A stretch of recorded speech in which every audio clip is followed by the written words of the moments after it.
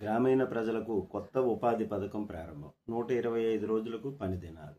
మహిళ ఆర్థిక సాధికారతే లక్ష్యంగా కేంద్ర ప్రభుత్వం అయితే ఇప్పుడు ముందుకు అడుగులు వేస్తుంది.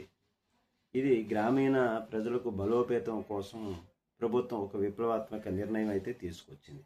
మరి ఇప్పటికే అమల్లో ఉన్నటువంటి మహాత్మా గాంధీ జాతీయ గ్రామీణ ఉపాధి పథకం స్థానంలో జూలై 1 నుంచి వికసిత్ భారత్ గ్రామీణ గ్యారంటీ మిషన్ అనేటటువంటి ఈ సరికొత్త పథకాన్ని దేశవ్యాప్తంగా అమలు చేయనున్నారు. అయితే జూలై 2వ తేదీలో ఆంధ్రప్రదేశ్లో తిరుపతిలో ఈ పథకం కార్యక్రమం అత్యంత వైభవంగా ప్రారంభోత్సవం జరగబోతుంది.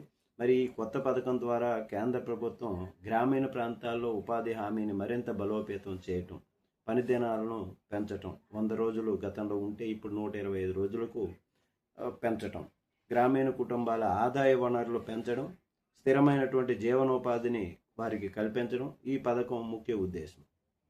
దీనితో పాటు మహిళా స్వయం సహాయక సంఘాలు ద్వారా గ్రామాల్లో పెద్ద ఎత్తున లక్ష్మీపతి దీదీలను ఆర్థిక స్వావలంబన సాధించేటటువంటి మహిళలు ఈ విధంగా వారిపైన ప్రత్యేక దృష్టి కల్పించటం, వికసిత్ భారత్ 2047 లక్ష్య సాధనలో భాగంగా గ్రామీణ మౌలిక సదుపాయాల కల్పన, పర్యావరణ పరిరక్షణ మరియు ఆధునిక సాంకేతిక వినియోగానికి ఈ పథకంలో పెద్దపీట వేస్తారు.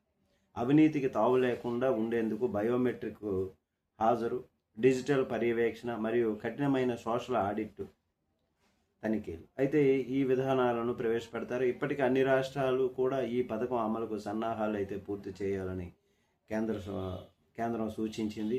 మరి ఈ చారిత్రాత్మక మార్పు ద్వారా దేశవ్యాప్తంగా గ్రామీణ ఆర్థిక వ్యవస్థ సరికొత్త పుంతలు తొక్కుతుంది అంటున్నారు. చూద్దాం.